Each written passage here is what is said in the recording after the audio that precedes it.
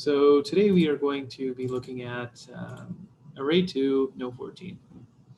So we're given an array of integers and we're supposed to return true if it contains no ones or it contains no fours for that matter. So we can see here in some examples we're given 3 arrays, and for the first array it returns true because 1 is present, not 4. And so essentially we're supposed to return true if both the 1 and the 4 is present. And this is, of course, a play on words. It says if it contains no ones or it contains no fours. So it can either contain no ones or it could contain no fours.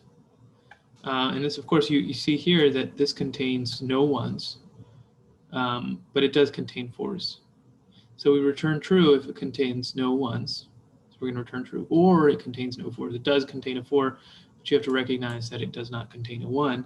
So that is, of course, true. And at this one here, it says, well, both the 1 and the 4 are present. So the goal really was to return true if it contains no ones or no fours. But since this one has both a 1 and a 4, we return false.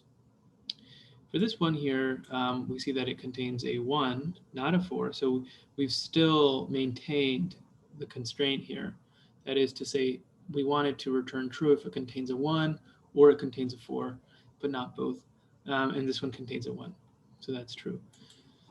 So we're going to use the basic algorithm to traverse the array in that sense. And we'll increment I, that is, of course, the index, by 1 if I is less than nums.length, until I is less than nums.length, or until I is not less than nums.length, rather.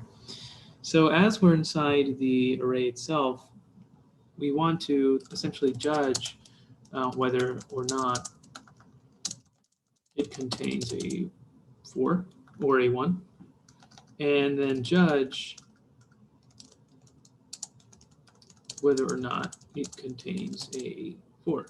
So we're looking at one element at a time as the for loop executes. So on the first iteration, when index is 0, we're looking at the first element.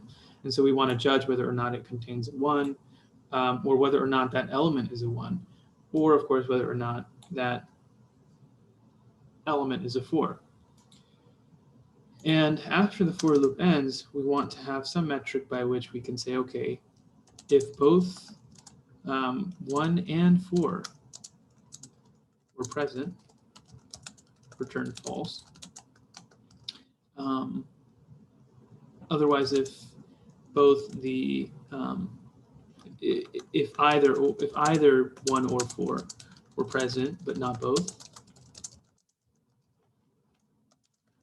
return true. Okay, so what we'll do here is we'll say, okay, well, if we'll use our if statement, and we'll say if nums of I is equal to 1, then in that case we will signify that a 1 was present. Otherwise, we will say, okay, well, if it wasn't 1, judge if it was 4. And if it is 4, then we will signify 4 was present to the program. So this signifying here will really be just, we could use a Boolean statement to signify whether or not a 1 was present or a 4 was present. And so we can say Boolean 4,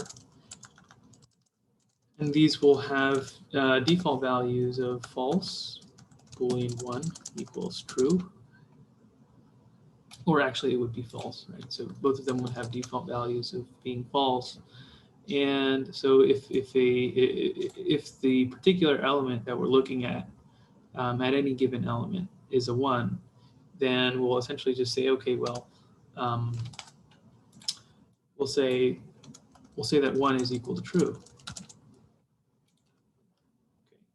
Otherwise, if a 4 was present, or through the array iterations or the traversing of the array, we'll say that that 4 is equal to true.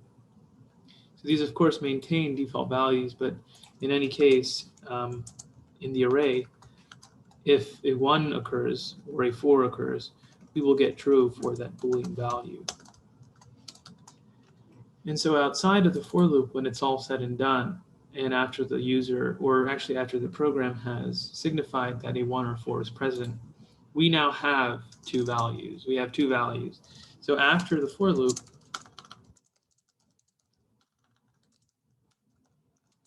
for equals, true or false, and 1 equals true or false.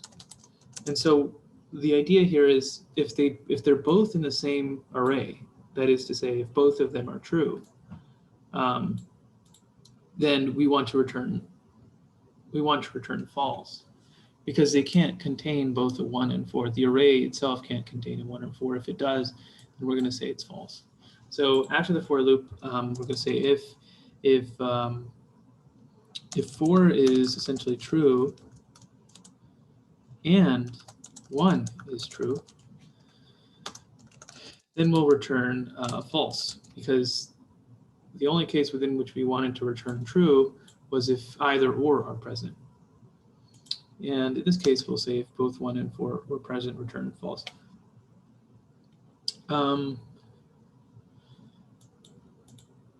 Yeah, so this sort of signifies the first constraint. And if either 1 or 4 were present, but not both, return true. So if, well, I guess we could just say, we'll just return else, because in that case, either or would be implied. We'll just return true. Okay.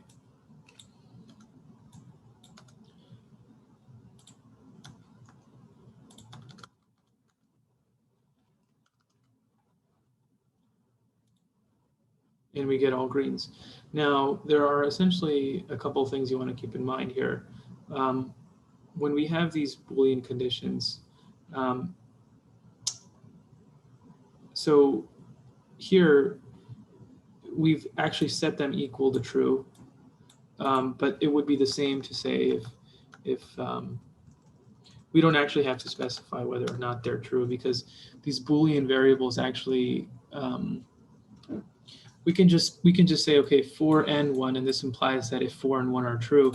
Otherwise, we could say if 4 and 1 are false by actually putting an exclamation mark that would essentially negate both of them being true. And so we can simply just have the variable names of the Boolean variables present, just like that, and it would essentially assess whether or not it's true. So here, this implies that if 4 and 1 are true, instead of actually noting out the values. And the same goes for false. We can just use the negation symbol, and that would judge whether or not 4 is false and 1 is false, or in this case, if 4 is false and 1 is true.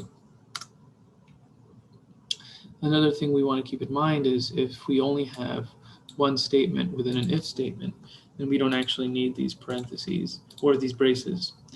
And I could say the same thing for this one here, just to make our code a little more cleaner.